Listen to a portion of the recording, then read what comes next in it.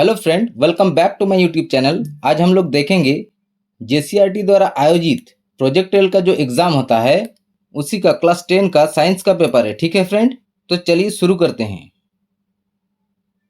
प्रश्न में लिखा है लेंस की क्षमता का एसआई मात्रक क्या है। तो लेंस की क्षमता का एसआई मात्रक होता है डायोप्टर। तो सही उत्तर हो जाएगा ऑप्शन सी।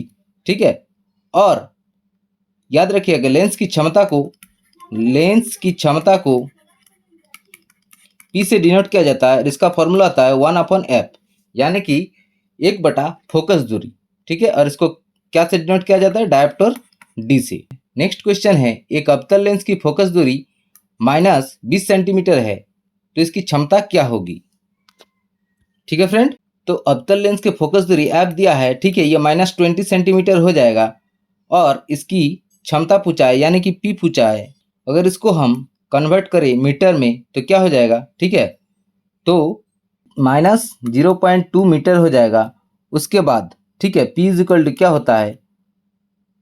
1/f होता है। तो 1 - 0.2 इसको डिवाइड अगर करेंगे तो -5 डायोप्टर होगा। तो क्या होगा? सही उत्तर ऑप्शन डी, -5 डायोप्टर। ठीक है फ्रेंड, अब पूछा है प्रश्न में नंबर 3, क्षारीय विलयन का पीएच मान निम्न में से कौन हो सकता है? ठीक है, 5, 6, 7, 8। तो देखिए 0 से लेकर 7 तक क्या होता है? ठीक है, 7 नहीं 6 तक होता है अम्लीय यानी कि एसिड होता है, और 7 के बाद यानी कि 8 से लेकर 14 तक क्या होता है? बेस यानी कि क्षारीय, और 7 क्या होता है? उदासीन। ठीक है, न्यूट्रल होता है 7। तो देखिए क्लियरली पता चल रहा है कि 8 दिख रहा है, तो 8 है ये क्षारीय विलयन। 8 क्या हो जाएगा? क्षारीय विलयन।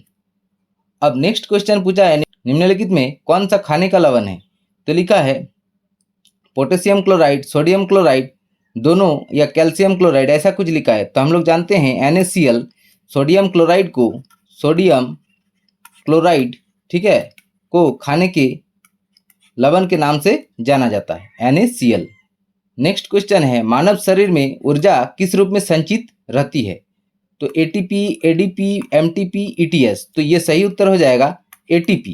देखिए ATP का फुल फॉर्म होता है, ठीक है, एडिनोसिन ट्राइफॉस्फेट। ठीक है, इसे ऊर्जा भंडार भी कहा जाता है, याद रखिएगा एडिनोसिन ट्राइफॉस्फेट। नेक्स्ट क्वेश्चन है, मानव हृदय का रक्तदाब होता है। रक्तदाब तो बहुत कुछ हो सकता है, लेकिन यहाँ लिखना चाहिए था सामान्य रक्तदाब। ठीक है, तो सामान्य रक्तदाब जो होता है वो होता है 120/80। ठीक है, 120/80। नेक्स्ट क्वेश्चन है, प्रकाश के परावर्तन के नियमों को लिखिए। तो प्रकाश का परावर्तन के नियम लिखने से पहले जानना होगा प्रकाश के परावर्तन किसे कहते हैं। तो देखिए प्रकाश के परावर्तन को समझाने की कोशिश कर रहा हूं। ठीक है, जब कोई प्रकाश की किरण, ठीक है ना, जब कोई प्रकाश किरण किसी चिकनी सतह पर, ये क्या है? चिकनी सतह है, चिकनी सतह पर पड़ता है, तो ये टकराने के बाद क्या होता है?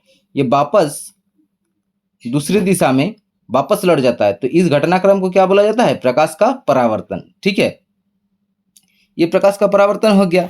अब इसके रूल क्या क्या है? देखिए इसके रूल का बात किया जाए तो आपतित किरण जो है, आपतित किरण, इसको बोला जाता है आपतित किरण। क्या बोला जाता है? आपतित किरण। ठीक है, और इसको बोला जाता है परावर्तित किरण। क्या बोला जाता है? परावर्तित किरण। तो आपतित किरण परावर्तित किरण के बराबर होता है। और नेक्स्ट है आपतन कोण। जो आपतन कोण बन रहा है ना, तो आपतन कोण परावर्तन कोण के मान के क्या होता है? बराबर होता है। इसको डिनोट भी किया जाता है angle I is equal to angle R, where angle I क्या है? इंसिडेंट रे है, और R क्या है? Reflected ray. ठीक है, I क्या है? इंसिडेंट रे, R क्या है? Reflected ray. नेक्स्ट क्वेश्चन है, अवतल दर्पण के 3 उपयोग को लिखिए। तो अवतल दर्पण के 3 उपयोग क्या होता है? तो ये वाहन के हेडलाइट में अवतल दर्पण का उपयोग किया जाता है, टॉर्च लाइट में भी अवतल दर्पण का ही उपयोग होता है, और सेविंग दर्पण के रूप में भी अवतल दर्पण का ही इस्तेमाल किया जाता है, याद रखिएगा।